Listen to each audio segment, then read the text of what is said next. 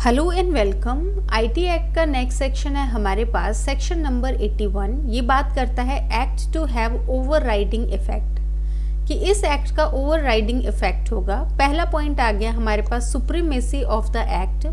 जो प्रोविजंस हैं इस एक्ट के वो अप्लाई होंगे नॉटविथस्टैंडिंग एनीथिंग जो इनकंसिस्टेंट होगा, जो कंटेन किया गया है किसी दूसरे लॉ में जो फोर्स में है। तो ये एक्ट जो है हमें वो ओवरराइडिंग इफेक्ट देगा कॉन्फ्लिक्टिंग जो लॉज हैं उनके ऊपर।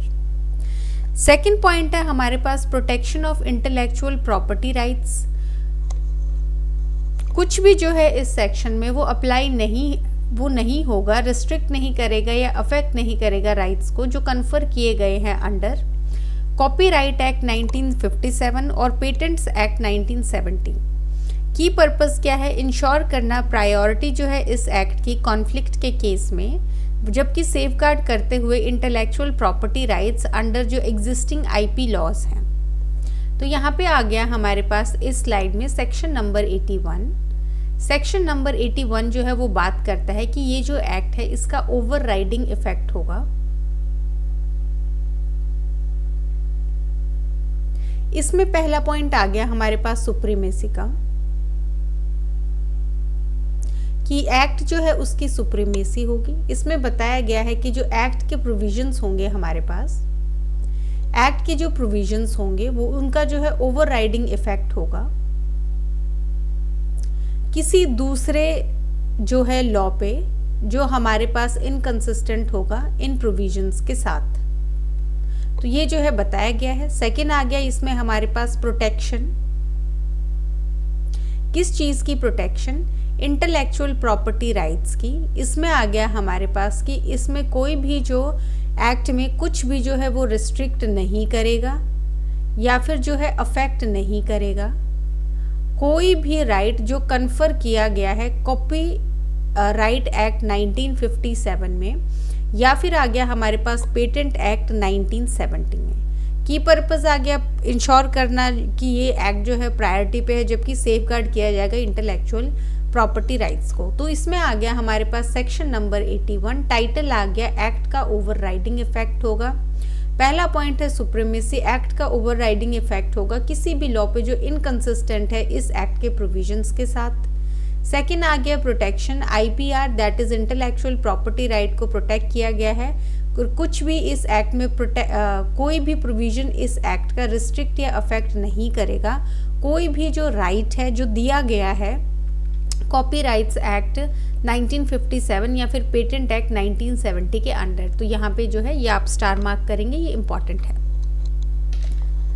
नेक्स्ट आगे इसमें हमारे पास section number 81A application of the act to electronic cheque and truncated cheque. Application is ये एक्ट जो है अप्लाई होगा इलेक्ट्रॉनिक चेक में और ट्रंकेटेड चेक्स में। पहला पॉइंट है applicability to electronic and truncated cheques. ये प्रोविजन जो है एक्ट का ये अप्लाई होगा इलेक्ट्रॉनिक चेक्स पे और ट्रंकेटेड चेक्स पे। एप्लीकेशन सब्जेक्ट टू होगी जो नेसेसरी मॉडिफिकेशंस हैं या फिर अमेंडमेंट्स हैं। सेकंड पॉइंट है रोल क्या है सेंट्रल गवर्नमेंट का या आरबीआई का? सेंट्रल गवर्नमेंट कंसल्टेशन में reserve bank of India RBI के साथ मॉडिफिकेशंस दे सकती है, नोटिफिकेशन देके ऑफिशियल गजट में, इंश्योर करने के लिए कंसिस्टेंसी नेगोशिएबल इंस्ट्रूमेंट्स एक्ट 1881 के साथ। इसमें आ गया हमारे पास सेक्शन नंबर 81A जो कि बात करता है एप्लीकेशन इस एक्ट की इलेक्ट्रॉनिक चेक्स पे और आ गया हमारे पास ट्रंकेटेड चेक्स पे। पहला पॉइंट है हमारी एप्लीकेबिलिटी कहाँ होगी? इलेक्ट्रॉनिक चेक्स पे अप्लाई होगा और ट्रंकेटेड चेक्स पे अप्लाई होगा। सब्जेक्ट टू होंगे ये, मतलब रिस्ट्रिक्शंस होंगी जो भी नेसेसरी मॉडिफिकेशंस हैं या फिर अमेंडमेंट्स हैं। सेकंड पॉइंट आ गया इसमें हमारे पास रोल क्या है यहाँ पे सेंट्रल गवर्नमेंट का एंड आरबीआई का।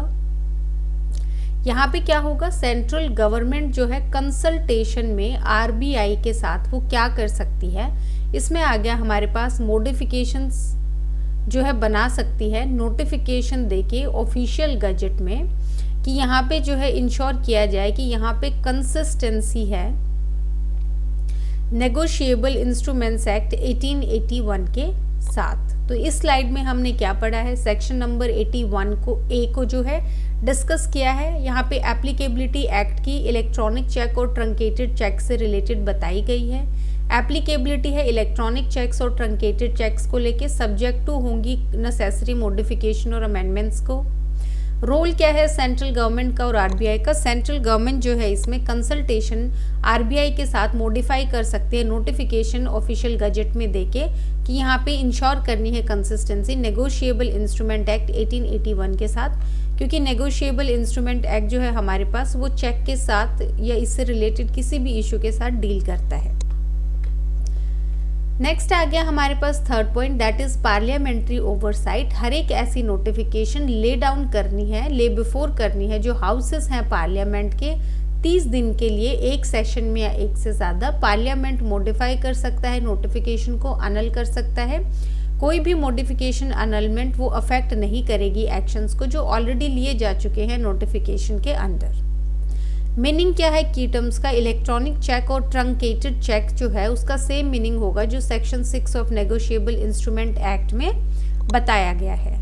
तो यहाँ पे आ गया इसमें हमारे पास थर्ड पॉइंट बात करता है पार्लियामेंट्री ओवरसाइट की।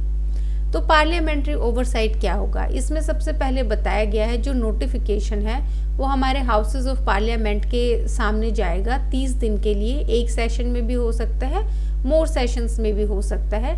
अब यहाँ पे क्या करेगी पार्लियामेंट, यहाँ पे जो है मॉडिफाई कर सकती है या फिर आ गया अनल कर सकती है जो नोटिफिकेशन है। ये जो है मॉडिफिकेशन और अनलमेंट है ये अफेक्ट नहीं करेगा कोई भी एक्शन जो ऑलरेडी टेकन है।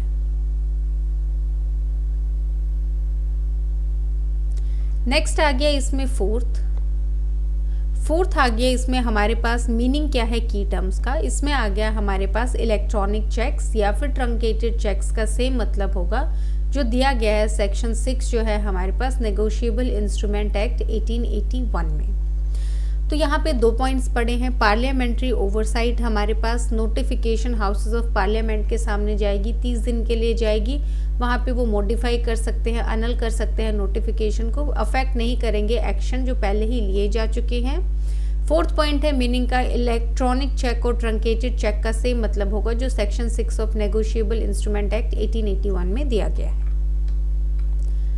नेक्स्ट आ गया इसमें हमारे पास सेक्शन नंबर 82 जो कि बात करता है कंट्रोलर, डेप्यूटी कंट्रोलर और असिस्टेंट कंट्रोलर जो टू पब्लिक सर्वेंट्स। तो यहाँ पे controller, deputy controller, assistant controller की बात की जाएगी, वो जो है पब्लिक सर्वेंट उनको माना जाएगा। फर्स्ट पॉइंट है deemed public servant, following officers deemed माने जाएंगे वो पब्लिक सर्वेंट्स हैं, controller, deputy controller, assistant controller. Legal basis उनकी जो स्टेटस हैं एज पब्लिक सर्वेंट्स वो डिफाइन किए गए हैं सेक्शन 21 जो है इंडियन पिनल कोड 1860 का, उसमें पर्पस क्या है प्रोविजन का, इंश्योर करना कि ये ऑफिसर्स जो हैं ये प्रोटेक्टेड है लॉज के अंडर जो एप्लीकेबल होंगे पब्लिक सर्वेंट्स को और सब्जेक्ट टू होंगे लीगल अकाउंटेबिलिटी और सेफगार्ड्स जो एप्लीकेबल होगी पब्लिक ऑफिशियल्स को। तो बेसिकली यहाँ पे हमें क्या याद रखना है, ये आ गया हमारे पास सेक्शन नंबर 82 जो कि बात करता है कंट्रोलर, डेप्यूटी कंट्रोलर और यहाँ पे आ गया हमारे पास असिस्टेंट कंट्रोलर क्या माने जाएंगे कि वो जो है पब्लिक सर्वेंट्स हैं। पहला आ गया हमारे पास डीम्ड पब्लिक सर्वेंट कि फॉलोइंग ऑफिसर्स माने जाएंगे deemed public servants, controller, deputy controller, assistant controller. Second आ गया हमारे पास लीगल बेसिस क्या है, लीगल बेसिस जो हमारे पास स्टेटस है यहाँ पे पब्लिक सर्वेंट का वो डिफाइन किया गया है सेक्शन 21 जो है हमारे पास आईपीसी 1860 में। तो उस डेफिनेशन में जो दिया गया है वो यहाँ पे होगा। पर्पस क्या है यहाँ पे, बेसिकली प्रोटेक्ट करना और अकाउंटेबिलिटी रखना पब्लिक इन ऑफिसर्स की।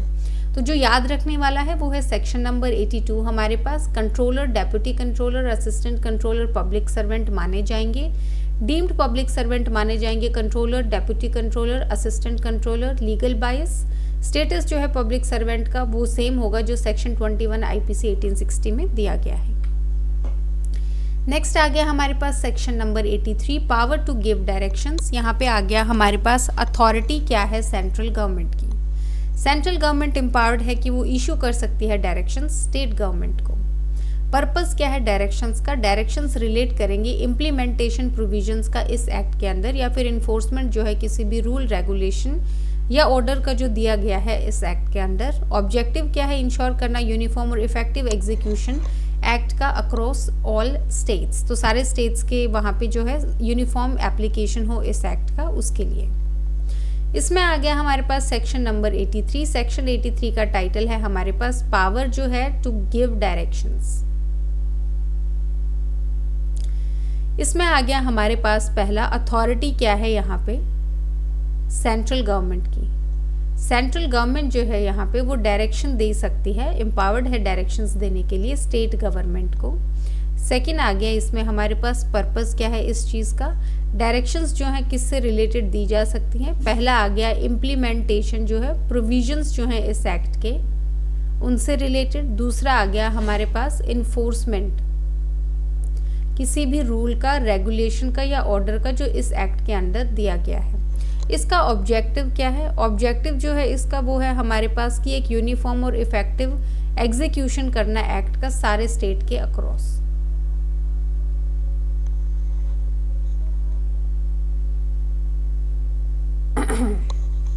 इसमें आ गया हमारे पास सेक्शन नंबर 83 जो कि बात करता है पावर जो है डायरेक्शंस देने की। अथॉरिटी यहाँ पे है central government, central government direction दे सकती है स्टेट गवर्नमेंट को। पर्पस क्या है, ये डायरेक्शन किस चीज पर्पस के लिए दिया जा सकता है, इम्प्लीमेंटेशन के लिए प्रोविजन एक्ट के अंदर, या फिर इन्फोर्समेंट के लिए रूल्स, रेगुलेशन या ऑर्डर जो एक्ट के अंडर दिए गए हैं। ऑब्जेक्टिव क्या है यहाँ पे, यूनिफॉर्म और इफेक्टिव एग्जीक्यूशन जो है एक्ट का अक्रॉस ऑल स्टेट्स, सारे स्टेट्स में यूनिफॉर्म एग्जीक्यूशन। नेक्स्ट आ गया इसमें हमारे पास सेक्शन नंबर 84। यहाँ पे आ गया हमारे पास protection of action taken in good faith, protect किया जाएगा उस एक्शन को जो लिया गया है गुड फेथ में। पहला पॉइंट है लीगल प्रोटेक्शन ग्रांटेड, कोई भी सूट, प्रोसिक्यूशन, दूसरी लीगल प्रोसीडिंग नहीं लाई करेगी against central government, state government या कंट्रोलर, या कोई भी पर्सन जो एक्ट कर रहा है कंट्रोलर के बिहाफ पे या एडजुडिकेटिंग ऑफिसर्स के बिहाफ पे। सेकंड आ गया कंडीशन क्या है प्रोटेक्शन की, प्रोटेक्शन अप्लाई करता है सिर्फ एक्शंस को जो गुड फेथ में किया गया है, ये इंटेंशन है वहाँ पे गुड फेथ में करने का, इन परसुएंस ऑफ एक्ट या फिर रूल, रेगुलेशन या ऑर्डर जो दिया गया है। पर्पस क्या है, एनकरेज करता है ऑफिशियल्स को परफॉर्म करने के लिए उनकी ड्यूटीज ऑनेस्टली और बिना किसी फियर के लीगल एक्शन के जब एक्ट किया गया है लॉफुली। तो इसमें आ गया हमारे पास सेक्शन नंबर 84। सेक्शन 84 जो है वो बात करता है प्रोटेक्शन, किस चीज़ की प्रोटेक्शन, अगर कोई भी एक्शन लिया गया है गुड फेथ में। तो पहला आ गया हमारे पास यहाँ पे लीगल प्रोटेक्शन दी जाएगी किन किन लोगों को। यहाँ पे बोला गया है कोई भी सूट, प्रोसिक्यूशन या लीगल प्रोसीडिंग जो है वो लाई नहीं करेगी अगेंस्ट हमारे पास central government, state government, controller, कोई भी पर्सन जो एक्ट कर रहा है कंट्रोलर के बिहाफ पे, या फिर आगे एडजुडिकेटिंग ऑफिसर, इनके अगेंस्ट जो है किसी भी तरीके की सूट, प्रोसिक्यूशन या लीगल प्रोसीडिंग नहीं लाई करेगी। सेकंड आ गया कंडीशन क्या है कि कब लाई नहीं करेगी। इसमें आ गया हमारे पास प्रोटेक्शन लाई करेगी अगर जो एक्शन है वो किया गया है गुड फेथ में, या फिर यहाँ पे इंटेंडेड था कि उसको किया जाए गुड फेथ में, इन परसुएंस ऑफ जो एक्ट है या फिर कोई भी रूल, रेगुलेशन या ऑर्डर इस एक्ट के अंडर जो दिया गया है। पर्पस क्या है, ताकि ऑनेस्टली अपनी ड्यूटी कर सके ऑफिशियल्स और बिना किसी फियर के जो है लीगल एक्शन लिया जा सके। तो यहाँ पे आ गया हमारे पास सेक्शन 84 जो कि बात करता है प्रोटेक्शन, एक्शन के अगेंस्ट जो गुड फेथ, प्रोटेक्शन उस एक्शन की जो गुड फेथ में लिया गया है। लीगल प्रोटेक्शन ग्रांटेड है, कोई भी सूट, प्रोसिक्यूशन या लीगल प्रोसीडिंग जो है लाई नहीं करेगी against central government, state government, controller, कोई पर्सन जो है एक्ट कर रहा है कंट्रोलर के बिहाफ पे, या कोई भी एडजुडिकेटिंग ऑफिसर। कंडीशन क्या है प्रोटेक्शन की, एक्ट जो है वो एक्शन जो है लिया गया है गुड फेथ में या फिर इंटेंडेड था गुड फेथ में लिया जाने का, इन परसुएंस ऑफ कोई भी एक्ट, रूल्स, रेगुलेशंस या फिर ऑर्डर जो दिया गया है, ताकि ऑनेस्टली और बिना फेयर के ऑफिशियल्स अपना काम कर सकें। फिर आ गया हमारे पास section number 84A, modes and methods of encryption. क्या मोड्स और मेथड्स होंगे इंक्रिप्शन के।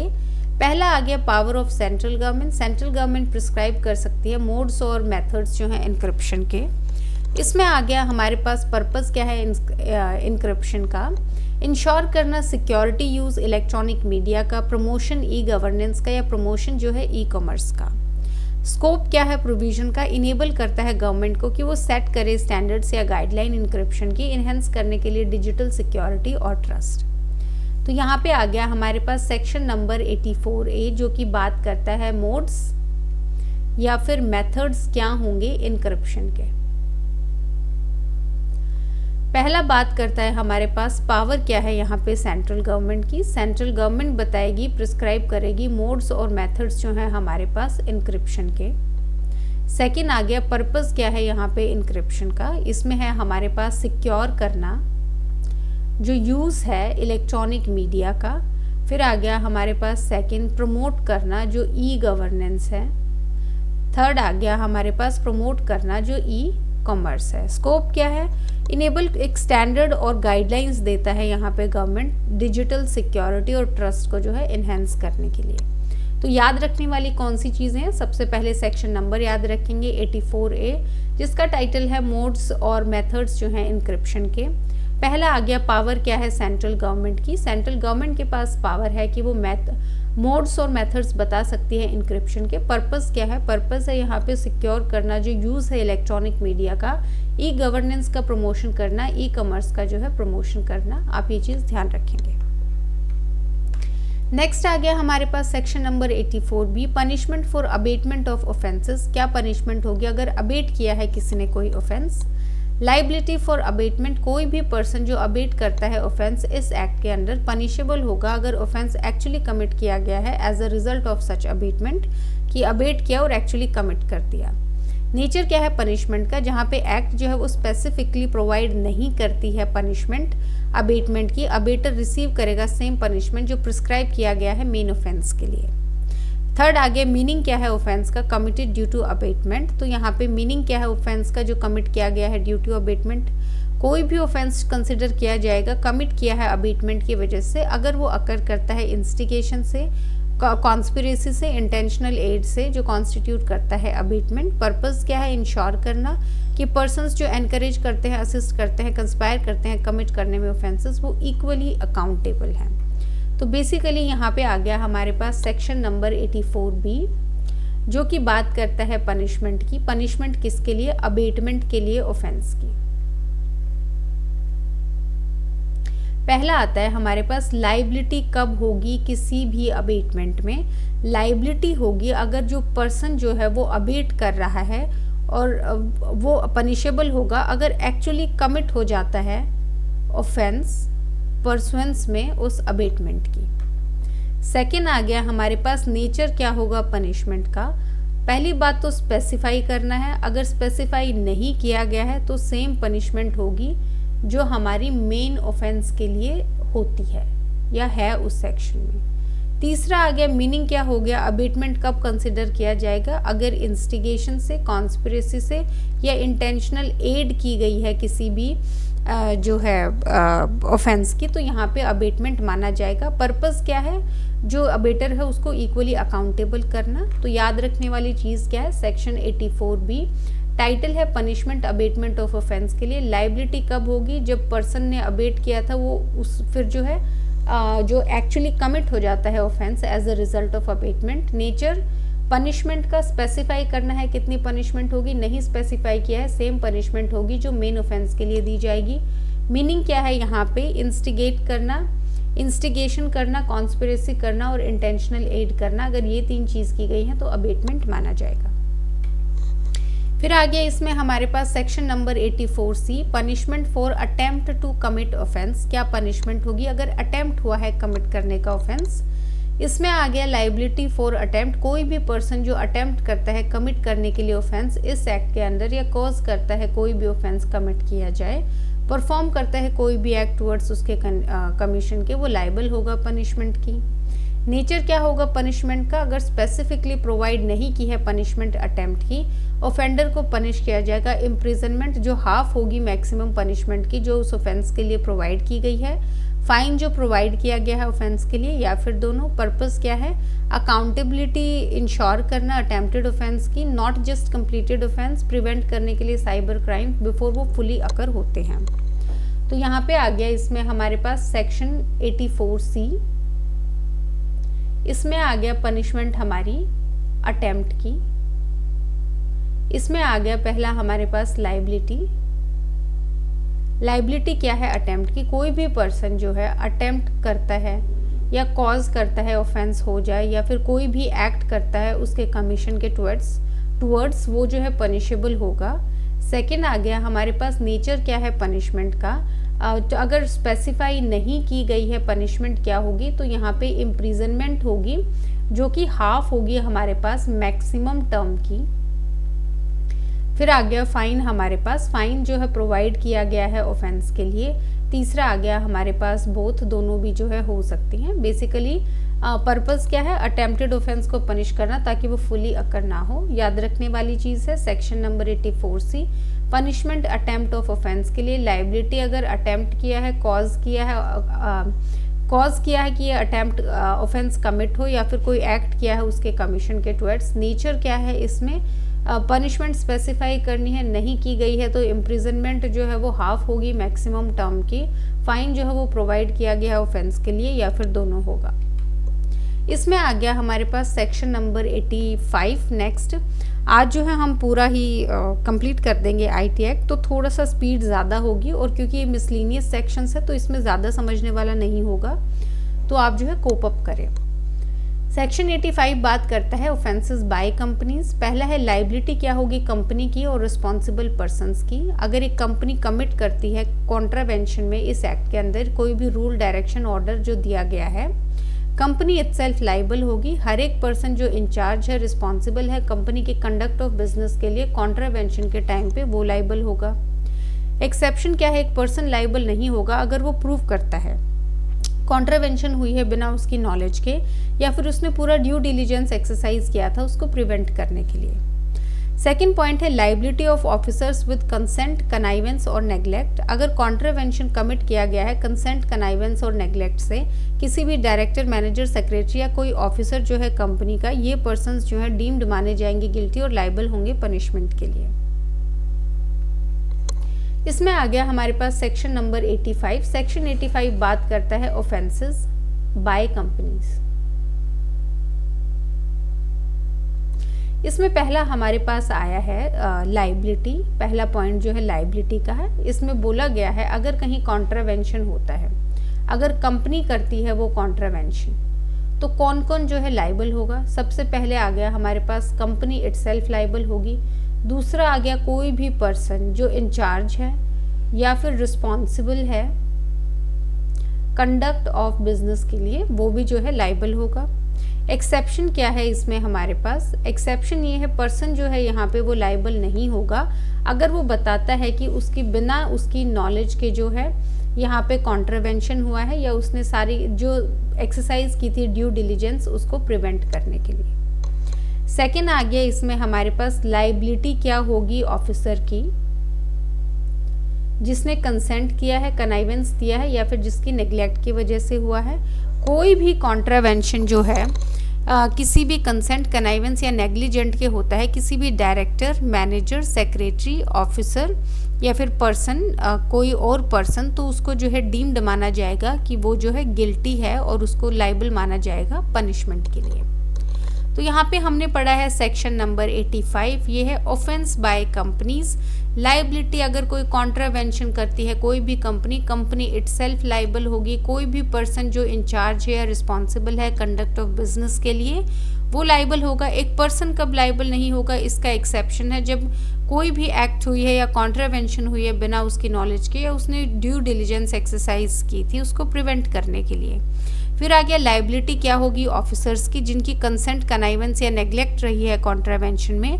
अगर कंसेंट, कनाइवेंस, नेग्लेक्ट रही है डायरेक्टर की, मैनेजर की, सेक्रेटरी की या किसी और ऑफिसर की, तो इस पर्सन को डीम्ड माना जाएगा गिल्टी है और इसको जो है लाइबल माना जाएगा पनिशमेंट के लिए।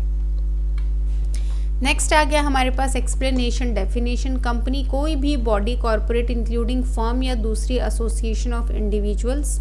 डायरेक्टर, फर्म जो है रिलेशन में पार्टनर को ही डायरेक्टर माना जाएगा। पर्पस क्या है? इंश्योर करना दोनों कंपनीज और रिस्पॉन्सिबल इंडिविजुअल्स अकाउंटेबल होंगे वायलेशन के लिए इस एक्ट के अंडर। तीसरा पॉइंट आ गया इसमें हमारे पास एक्सप्लेनेशंस या फिर जो डेफिनेशंस कवर की हैं सेक्शन के अंडर।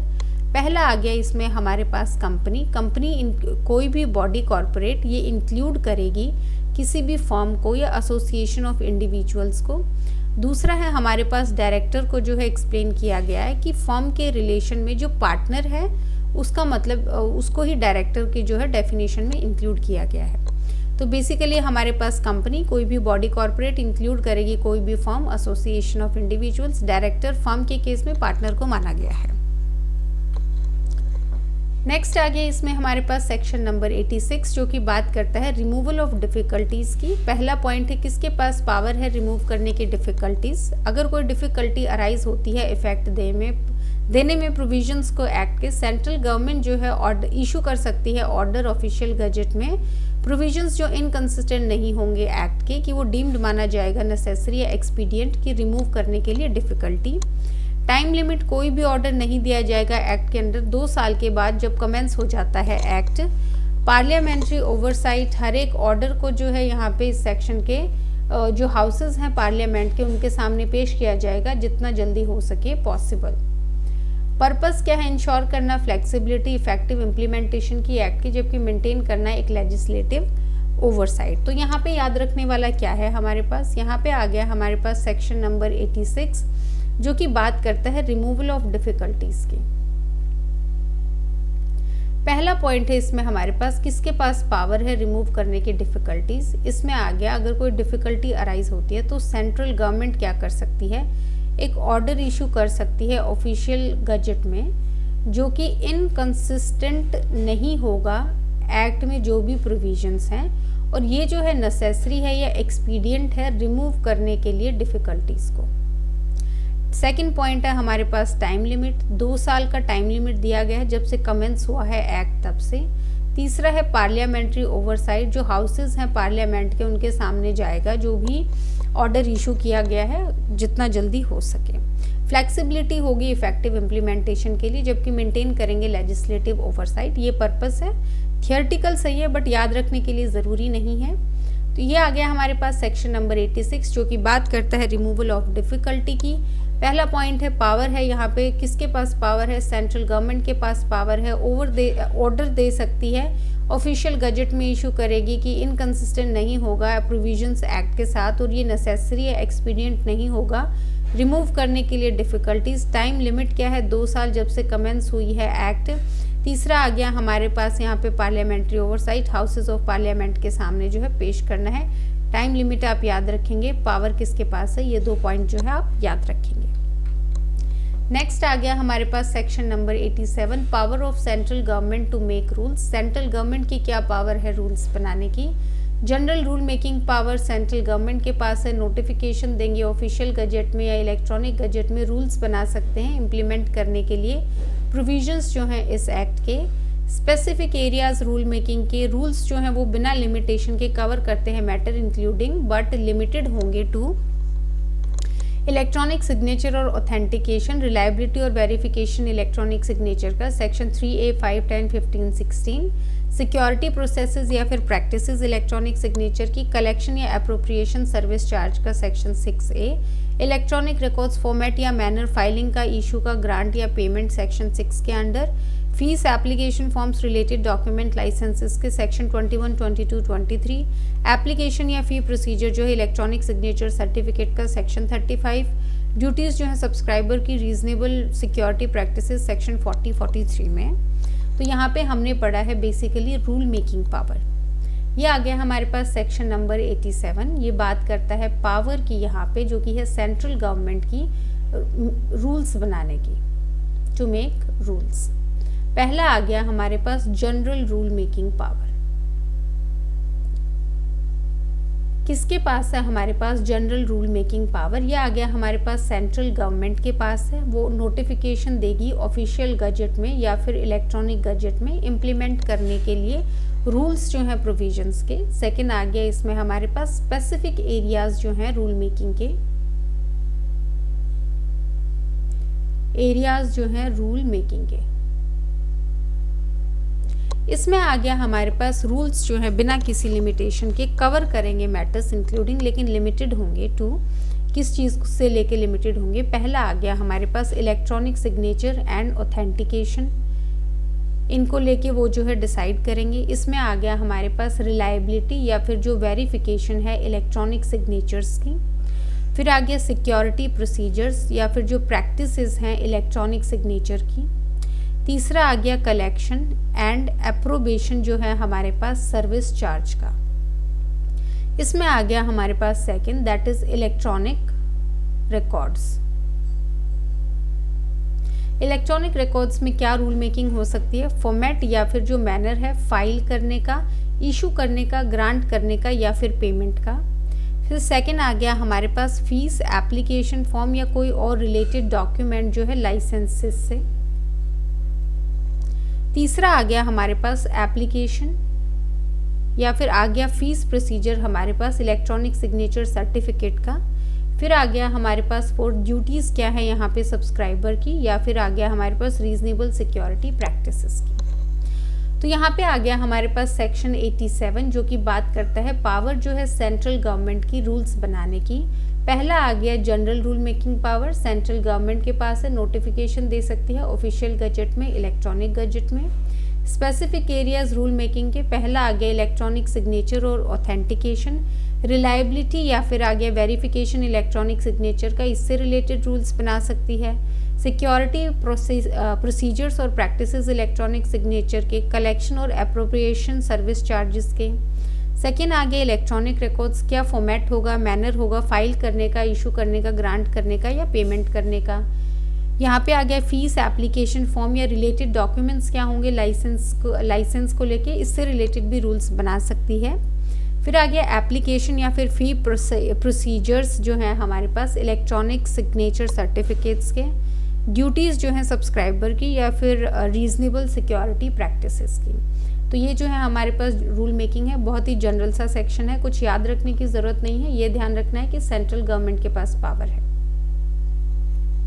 फिर आ गया एडजुडिकेशन, ट्राइबल से रिलेटेड रूल्स, उनका procedure, qualification, experience adjudicating officer का, फॉर्म्स, फीस जो है अपील्स की, पावर्स या फंक्शंस अपीलेट ट्रिब्यूनल जो है चेयरपर्सन के।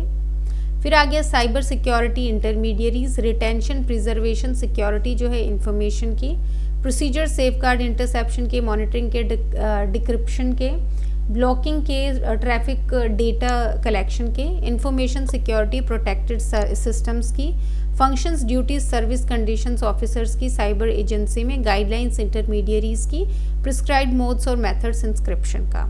तो उनके जो हमने पहले 2 पॉइंट पढ़े हैं, इनके अलावा जो है एडजुडिकेशन, थर्ड आ गया हमारे पास एडजुडिकेशन एंड ट्रिब्यूनल, इनसे रिलेटेड भी रूल्स बना सकते हैं। किस चीज़ को लेके, प्रोसीजर, क्वालिफिकेशन और एक्सपीरियंस एडजुडिकेटिंग ऑफिसर का। फिर आ गया फॉर्म्स या फीस क्या होंगी अपील्स की। फिर आ गया हमारे पास पावर एंड फंक्शंस क्या होंगे अपीलेट ट्रिब्यूनल चेयरपर्सन के। फोर्थ आ गया इसमें हमारे पास साइबर सिक्योरिटी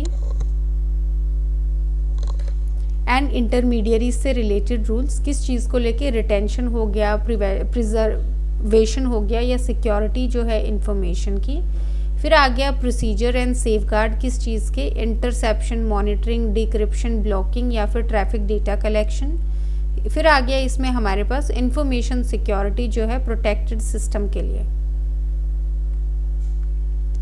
फोर्थ आ गया हमारे पास फंक्शंस, ड्यूटीज़ और जो सर्विस कंडीशंस हैं ऑफिसर्स की, यहाँ पे साइबर एजेंसी में। फिर आ गया गाइडलाइंस जो है हमारे पास इंटरमीडियरीज की। फिर आ गया प्रिस्क्राइब जो मोड्स हैं या फिर आ गया मेथड्स हैं हमारे पास इंक्रिप्शन के लिए। तो बेसिकली इसमें रिवाइज करने वाला भी कुछ नहीं है। एडजुडिकेटिंग ट्रिब्यूनल की जो भी प्रोसीजर, क्वालिफिकेशन वगैरह है, साइबर सिक्योरिटी, इंटरमीडियरीज से रिलेटेड जितने भी हमारे पास सेक्शंस हैं जो कवर कर रहे हैं, इनसे रिलेटेड जो रूल मेकिंग पावर है हमारे पास सेंट्रल गवर्नमेंट की है, वो किसी भी तरीके के रूल्स बना सकते हैं। फिर आ गया हमारे पास पार्लियामेंट्री ओवरसाइट, हर एक रूल नोटिफिकेशन लेट बिफोर किया जाएगा, पेश किया जाएगा हाउस ऑफ पार्लियामेंट के सामने 30 दिन में, स्पैन एक भी हो सकता है मोर सेशन। पार्लियामेंट मॉडिफाई कर सकती है, अनल कर सकती है रूल मॉडिफिकेशन को, ये जो है अफेक्ट नहीं करेंगे एक्शंस जो ऑलरेडी टेकन है। पर्पस क्या है, प्रोवाइड करना detailed procedure, format, safeguard, standard जो नेसेसरी हैं इफेक्टिव इम्प्लीमेंटेशन के एक्ट के अक्रॉस जो इलेक्ट्रॉनिक गवर्नेंस है, साइबर सिक्योरिटी, डिजिटल स्टैंडर्ड्स हैं। तो basically procedure, format, safeguard, standards बताने इम्प्लीमेंटेशन के लिए जितने भी हमारे पास एक्ट है उसका। तो इसमें जो याद रखने वाला है वो है हमारे पास third point, that is parliamentary oversight. इसमें आ गया जो भी रूल है, जो भी नोटिफिकेशन है, उसको हाउस ऑफ पार्लियामेंट के सामने पेश किया जाएगा 30 दिन के अंदर अंदर। यहाँ पे वो जो है इस नोटिफिकेशन को या रूल को मॉडिफाई भी कर सकते हैं, अनल भी कर सकते हैं। ये जो है अफेक्ट नहीं करेगा कोई भी एक्शन जो ऑलरेडी टेकन है, एक्शन जो ऑलरेडी लिया गया है उसको जो है किसी भी तरीके से इफेक्ट नहीं करेगा। तो आपका जो है जनरल सा प्रोसीजर है पार्लियामेंट से रिलेटेड। यहाँ पे rule notification house of parliament के सामने जाएगा, 30 दिन का टाइम है, मॉडिफाई कर सकता है, अनल कर सकता है, अफेक्ट नहीं करेगा कोई भी एक्शन जो पहले से ही लिया गया है। नेक्स्ट आ गया इसमें हमारे पास सेक्शन नंबर 88 जो कि बात करता है कॉन्स्टिट्यूशन ऑफ एडवाइजरी कमेटी। तो एडवाइजरी कमेटी का कॉन्स्टिट्यूशन कैसे होगा? पहला पॉइंट है establishment of committee. Central government constitute करेगी कमेटी जिसको बोलेंगे cyber regulations advisory committee as soon as possible, जितना हो सके कमेंसमेंट के बाद। कॉम्पोजिशन क्या होगा? कमेटी कंसिस्ट करेगी chairperson, such number of official and non official members जो डीम किए गए हैं fit by central government. Members जो है रिप्रेजेंट करेंगे प्रिंसिपल इंटरेस्ट जो अफेक्टेड है या फिर पोजेस करेंगे स्पेशल नॉलेज जो है सब्जेक्ट मैटर की। सेक्शन नंबर 88 आ गया इसमें हमारे पास, ये बात करता है कॉन्स्टिट्यूशन की ऑफ एडवाइजरी कमेटी।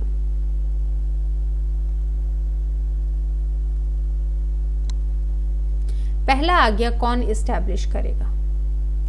इसमें आ गया हमारे पास सेंट्रल गवर्नमेंट इस्टेब्लिश करेंगे साइबर रेगुलेशंस एडवाइजरी कमेटी को। सेकंड आ गया कॉम्पोजिशन क्या होगा, कौन कौन कंसिस्ट करेंगे, मेंबर्स कौन होंगे, चेयरपर्सन होंगे। सेकंड आ गया वो ऑफिशियल या नॉन ऑफिशियल मेंबर्स जो सेंट्रल गवर्नमेंट को ठीक लगता है। मेंबर्स रिप्रेजेंट करेंगे, क्या रिप्रेजेंट करेंगे? प्रिंसिपल इंटरेस्ट्स जो अफेक्टेड हैं, फिर जो पोजेस करेंगे स्पेशल नॉलेज जो है सब्जेक्ट मैटर पे। तो यहाँ पे आ गया सेक्शन 88 कॉन्स्टिट्यूशन एडवाइजरी कमेटी की इस्टेब्लिशमेंट सेंट्रल गवर्नमेंट इस्टेब्लिश करेगी साइबर रेगुलेशंस एडवाइजरी कमेटी को। कॉम्पोजिशन चेयरपर्सन होगा, ऑफिशियल नॉन ऑफिशियल मेंबर्स होंगे जो सेंट्रल गवर्नमेंट ही डिसाइड करेगी कितने नंबर होंगे। उसके बाद इनका जो है क्या रिप्रेजेंट करेंगे? प्रिंसिपल इंटरेस्ट या अफेक्ट हो गए, स्पेशल नॉलेज पोजेस करेंगे सब्जेक्ट मैटर की। फिर आ गया फंक्शंस और एडवाइजरी रोल। कमिटी एडवाइज करेगी सेंट्रल गवर्नमेंट को रूल्स पे या दूसरे मैटर्स पे जो कनेक्टेड हैं एक्ट से। कंट्रोलर को एडवाइज करेगी फ्रेम करने में रेगुलेशंस।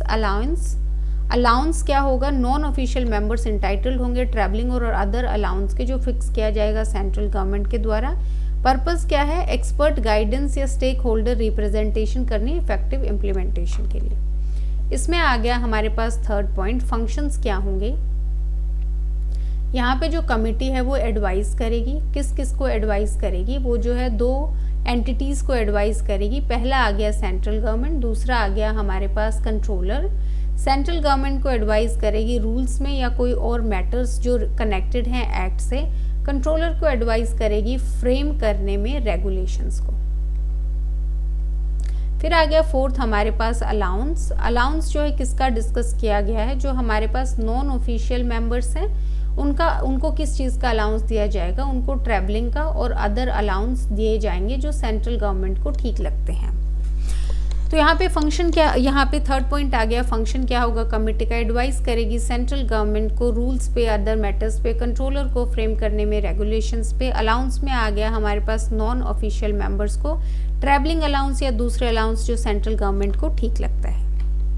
नेक्स्ट आ गया हमारे पास section number 89 power of controller to make regulations. क्या पावर होगी कंट्रोलर की रेगुलेशंस बनाने की? जनरल पावर कंट्रोलर रेगुलेशंस जो है बना सकते हैं कैरी आउट करने के लिए जो पर्पस है एक्ट का प्रोवाइडेड। कंसल्टेशन की जाएगी साइबर रेगुलेशन एडवाइजरी कमेटी से। प्रीवियस अप्रूवल चाहिए सेंट्रल गवर्नमेंट का। फिर आ गया रेगुलेशंस कंसिस्टेंट होंगे एक्ट से, रूल्स दिए एक्ट के और रूल्स के जो बनाए गए हैं रेगुलेशंस नोटिफाई किए जाएंगे ऑफिशियल गजट में। तो यहाँ पे आ गया हमारे पास सेक्शन 89 जो कि बात करता है पावर क्या होगी यहाँ पे कंट्रोलर की टू मेक रेगुलेशंस। इसमें आ गया हमारे पास पहला जनरल पावर। इसमें क्या आएगा हमारे पास कि जो कंट्रोलर है वो रेगुलेशंस बना सकता है कैरी आउट करने के लिए जो पर्पस है।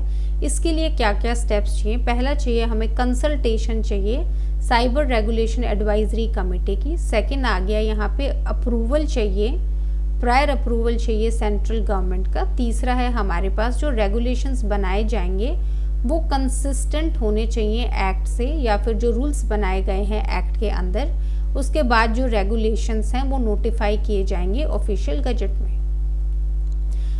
तो यहाँ पे आ गया हमारे पास सेक्शन नंबर 89 जो कि बात करता है पावर जो है कंट्रोलर की टू मेक रेगुलेशन। सबसे पहले आ गया जनरल पावर, कंट्रोलर रेगुलेशंस बना सकती है। उसके लिए 3 चीज़ें चाहिए, कंसल्टेशन चाहिए साइबर रेगुलेशन एडवाइजरी कमेटी की, प्रायर अप्रूवल चाहिए सेंट्रल गवर्नमेंट का, रेगुलेशंस कंसिस्टेंट होने चाहिए एक्ट से या रूल से।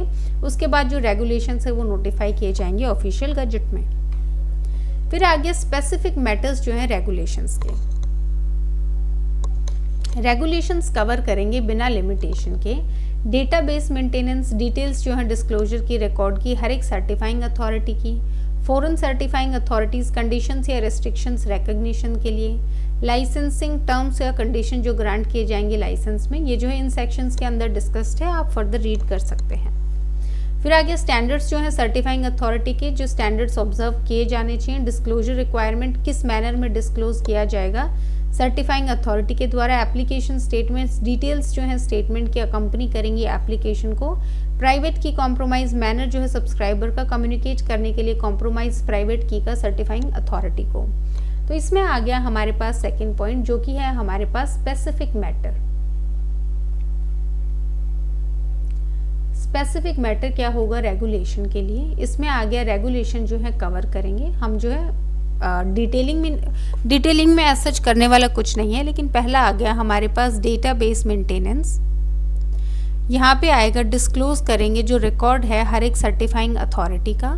सेकंड आ गया हमारे पास फॉरेन सर्टिफाइंग अथॉरिटीज़, क्या कंडीशंस या रेस्ट्रिक्शंस होंगे उनके रिकॉग्निशन पे।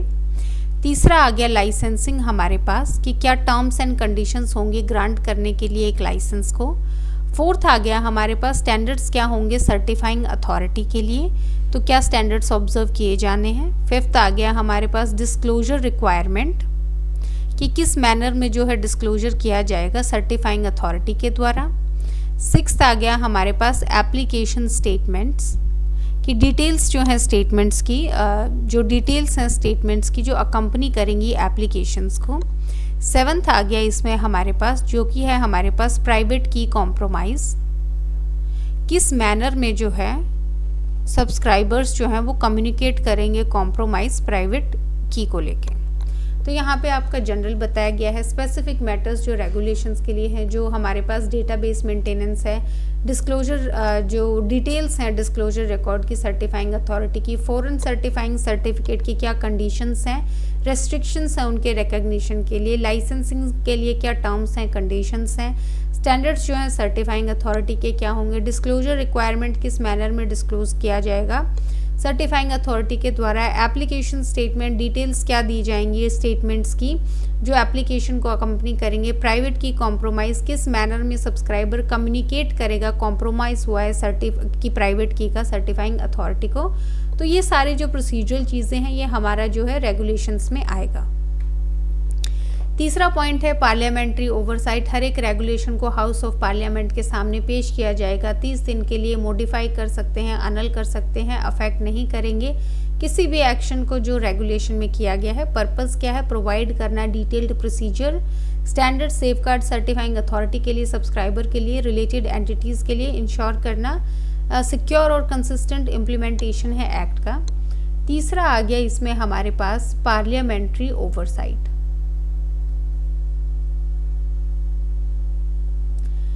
इसमें आ गया हमारे पास हर एक जो रेगुलेशन है उसमें जो आ गया हाउस ऑफ पार्लियामेंट के सामने जाएगा 30 दिन के लिए। ये फर्दर जो है हमारे पास मॉडिफाई करेगा, अनल करेगा और ये जो है अफेक्ट नहीं करेगा कोई भी एक्शन जो ऑलरेडी लिया गया है। तो हम एक दो बारी पहले भी कर चुके हैं पार्लियामेंट्री ओवरसाइट में।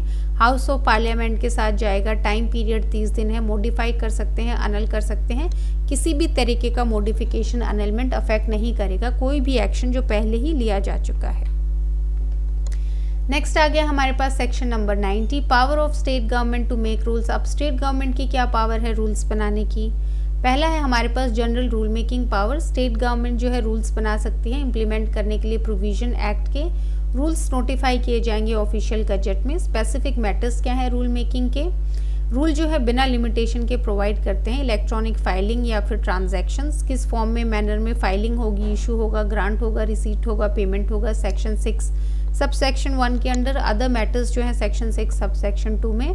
तो मैटर्स जो स्पेसिफाई किए हैं सेक्शन 6 सब सेक्शन 2 में जो रिलेट करेंगे इलेक्ट्रॉनिक रिकॉर्ड्स और ट्रांजैक्शन से। फिर आगे लेजिस्लेटिव ओवरसाइट, हर एक रूल जो दिया गया है बनाया गया है स्टेट गवर्नमेंट के द्वारा वो स्टेट लेजिस्लेचर के सामने जो है पेश किया जाएगा। लेजिस्लेचर के अगर 2 हाउसेस हैं दोनों के सामने, अगर एक हाउस है तो एक के सामने। पर्पस क्या है? इनेबल करना स्टेट को कि वो प्रिस्क्राइब करे प्रोसीजरल रूल्स इलेक्ट्रॉनिक रिकॉर्ड्स और ट्रांजैक्शन के लिए, जबकि मेंटेन करेंगे कंसिस्टेंसी जो है एक्ट के साथ।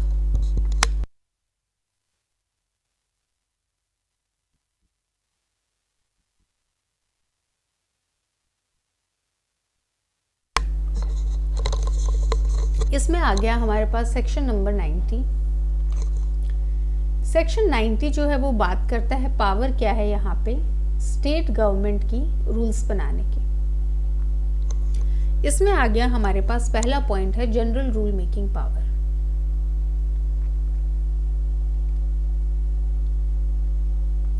यहाँ पे बोला गया है कि स्टेट गवर्नमेंट जो है वो रूल्स बना सकती है इम्प्लीमेंट करने के लिए प्रोविजंस। ये जो रूल्स हैं ये नोटिफाई किए जाएंगे ऑफिशियल गजट में। सेकेंड आ गया इसमें हमारे पास स्पेसिफिक मैटर्स, रूल्स बनाने के। तो इसमें पहला आ गया हमारे पास इलेक्ट्रॉनिक फाइलिंग एंड ट्रांजैक्शंस, कि किस फॉर्म में किस मैनर में फाइल किया जाएगा, इशू किया जाएगा, ग्रांट किया जाएगा या पेमेंट होगी। फिर आ गया हमारे पास कोई दूसरे मैटर्स जो दिए गए हैं सेक्शन 6 सब सेक्शन 2 में। तीसरा आ गया हमारे पास लेजिस्लेटिव ओवरसाइट, कि जो भी रूल बनाए गए हैं स्टेट गवर्नमेंट ने वो स्टेट लेजिस्लेचर के सामने प्रस्तुत किया जाएगा। जहाँ पे हमारे पास 2 हाउसेस हैं वहाँ पे बोथ हाउसेस के सामने, जहाँ पे हमारे पास 1 हाउस है वहाँ पे सिंगल हाउस के सामने जो है पेश किया जाएगा। तो यहाँ पे आ गया हमारे पास सेक्शन 90, पावर जो है स्टेट गवर्नमेंट की रूल बनाने की। General rule making power state government की है कि वो नोटिफिकेशन देगी ऑफिशियल गजट में। स्पेसिफिक मैटर इलेक्ट्रॉनिक फाइलिंग और ट्रांजैक्शंस को लेके बना सकती है स्पेसिफिकली, फॉर्म किस फॉर्म में या किस मैनर में, एक्सक्यूज मी,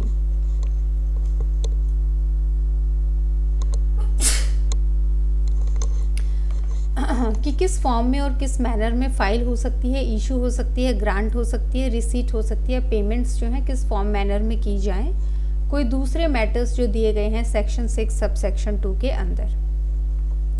फिर आ गया लेजिस्लेटिव ओवरसाइट हमारे पास, कि स्टेट गवर्नमेंट जो है वो जो भी रूल बनाएगी वो स्टेट लेजिस्लेचर के सामने पेश करेगी। 2 हाउसेस हैं दोनों के सामने, एक हाउस है सिंगल हाउस के सामने। तो ये जो है बेसिकली सिमिलर है हमारे सेंट्रल गवर्नमेंट से, बस थोड़ी बहुत यहाँ पे स्पेसिफिक मैटर्स जो है इन नंबर आपके पास कम है। नेक्स्ट आ गया हमारे पास सेक्शन 91 जो कि amendment act of 45 of act 45 of 1860, ये जो ओमिट कर दिया है इंफॉर्मेशन टेक्नोलॉजी अमेंडमेंट एक्ट 2008 ने, act number 10 of 2009 with effect from 27/10/2009। 92 amendment of act 1 of 1872 omit कर दिया गया है section 48 with effect from 27/10/2009। 93 amendment act of 1891 omit कर दिया गया है सेक्शन 48 से विद इफेक्ट फ्रॉम 27/10/2009।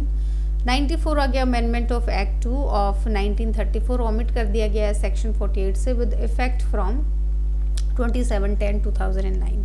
तो बेसिकली हमारे पास जो सेक्शन नंबर 91 टू 94 ये हमारे पास information technology amendment act 2008, act number 10 of 2009, section number 48, और ये कब से इफेक्ट में होगा, डेट क्या है यहाँ पे 27/10 और 2009 जो है हमारे पास, इससे जो है इसको ओमिट कर दिया गया है। तो आपको ज़्यादा इसमें देखो याद रख अगर थोड़ा सा कॉम्प्लिकेटेड या थोड़ा सा जो है डिफ़िकल्ट लेवल पे अगर एग्ज़ामिनर सेट करना चाहता है पेपर, तो आपसे जो है ये पूछा जा सकता है कौन से एक्ट से है या कब से इफ़ेक्ट में आया है या सेक्शन नंबर स्पेसिफिकली, तो आप थोड़ा सा ध्यान रखेंगे। ऑल्दो ज़्यादा याद रखने वाला नहीं है इसमें, क्योंकि वेटेज जो है किसी भी एग्ज़ाम में आईटी एक्ट की 4 से 5 क्वेश्चंस मैक्सिमम होते हैं, और उसमें जो है एक्ट के अंदर ही इतना कुछ है कि आपके 4 से 5 एमसीक्यूज़ जो हैं वो ईजिली फॉर्म किए जा सकते हैं। अब इसी के साथ जो है हम आईटी एक्ट जो है ख़त्म करते हैं।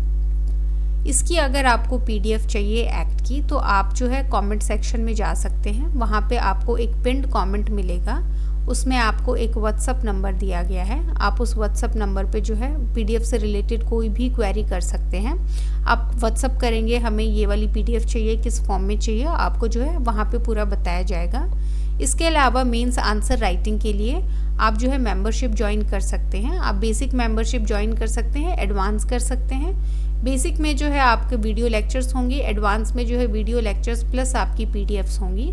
तो आप अपने बजट के हिसाब से कर सकते हैं। अगर आप मंथली अफोर्ड नहीं कर सकते हैं तो आप वन टाइम जो है पेमेंट करके यहाँ से पीडीएफ्स भी जो है कलेक्ट कर सकते हैं। मेंस आंसर राइटिंग की अगर आपको हेल्प होती है, मैंने पहले भी करवा रखा है चैनल पे, आप वहाँ से रेफरेंस ले सकते हैं किस तरीके का। उसके अलावा आप प्री के लिए जो आईटी एक्ट हमने किया है उसकी पीडीएफ भी जो है ले सकते हैं। मंडे से जो है हम स्टार्ट करेंगे पॉलिटी। उसके मैं ट्राई करूँगी कि आपके जो लेक्चर्स हैं 40 to 50 मिनट्स के रहें, क्योंकि आईटी एक्ट में हमारे पास 94 सेक्शंस थे और ये काफ़ी लंबा खिंच गया है 30 मिनट सीरीज़ की वजह से। आई विल ट्राई कि पॉलिटी के लेक्चर्स जो हैं वो ड्यूरेशन में ज़्यादा हों ताकि आपका जो है जल्दी कवर हो।